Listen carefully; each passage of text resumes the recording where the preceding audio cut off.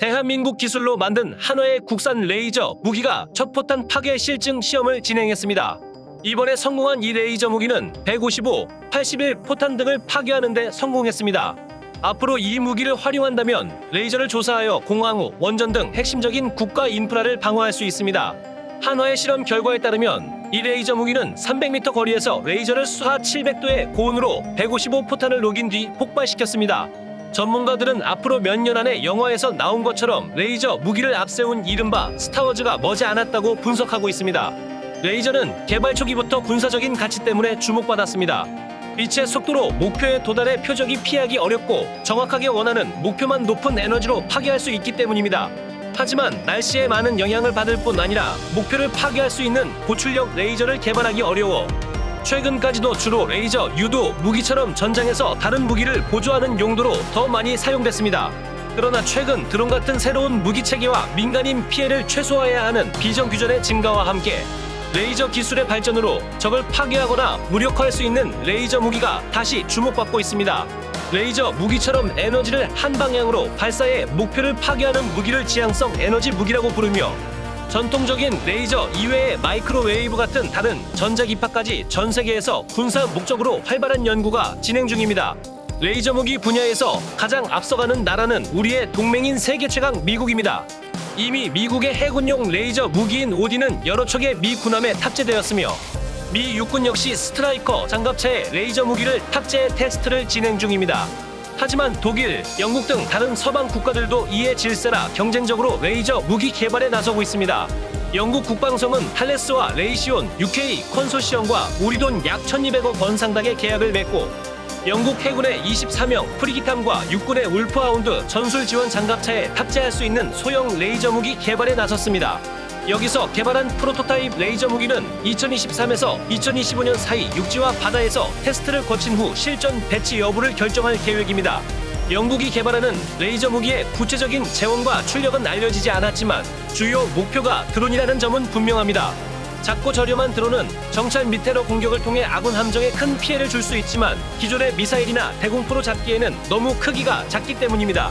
레이저는 출력을 조절할 수 있고 빠르게 움직이는 작은 표적을 정확히 공격할 수 있어 드론 공격에 이상적입니다.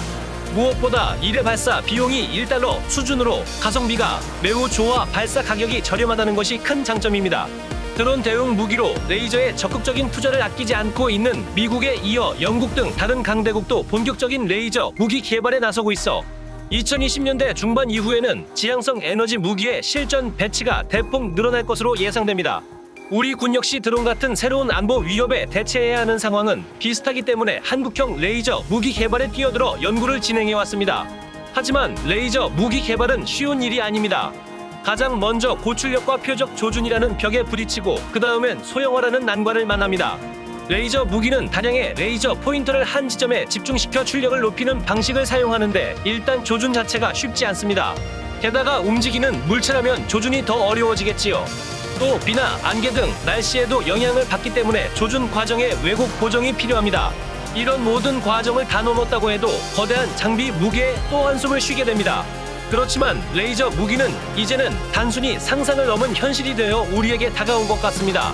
그 어려운 일을 국내 업체인 한화가 해냈습니다.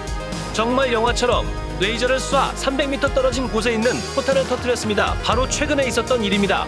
지난달 한화 활성탄 무능화 시험장에서는 한화 레이저 무기 개발팀과 군, 정부 관계자들이 모였습니다. 레이저 무기로 300m 떨어진 곳에 포탄을 터뜨려 무력화할 수 있는지 실증 시험하는 자리였습니다. 복사포에 사용하는 155 포탄과 박격포용 81 포탄, M15 대전차 지뢰가 표적으로 준비됐고 각 표적에는 레이저 조준점인 X 표시가 붙어 있었습니다. 최대 사거리 1인 레이저 빔 집속 지지대까지 포함해 사람 키보다 약간 큰 2m가량의 높이였습니다. 여기에 레이저 발진기, 전원 공급기, 냉각기도 작게 만들어 소형 전술 차량에 충분히 싣고 다닐 수 있을 정도였습니다. 드디어 한국에서도 소형 레이저 무기가 등장한 겁니다. 한화는 지난해 5월 레이저 무기 핵심 장치인 발진기 시제품 개발 사업을 243억 원에 정부로부터 수주한 바 있습니다. 한화는 국내에서 유일한 레이저 무기 개발업체로 20년 이상 관련 원천 기술을 연구해왔다고 합니다.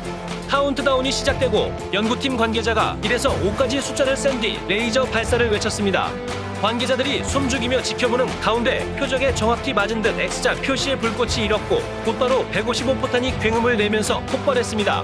한화 측 설명에 따르면 레이저를 맞은 부위엔 순간적으로 700도가량의 고온이 발생, 고폭탄 속화약을 폭발시킨다고 합니다.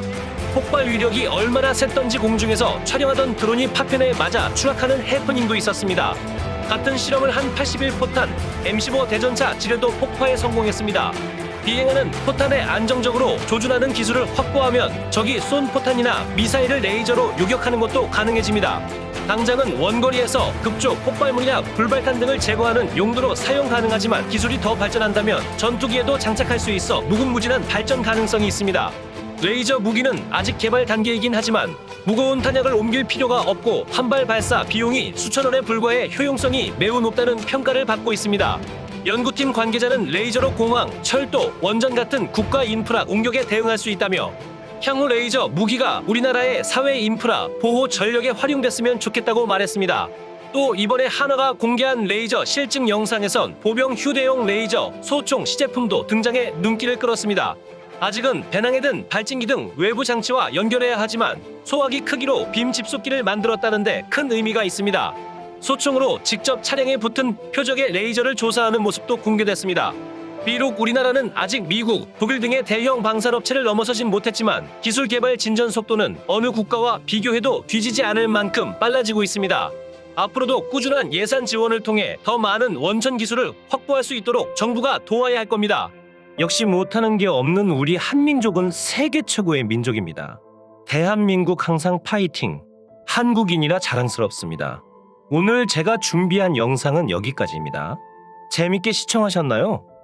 재밌게 시청하셨다면 좋아요와 구독, 댓글, 알림 설정까지 꼭 눌러주시길 부탁드리겠습니다. 다음번에도 좋은 영상으로 찾아뵙겠습니다. 감사합니다.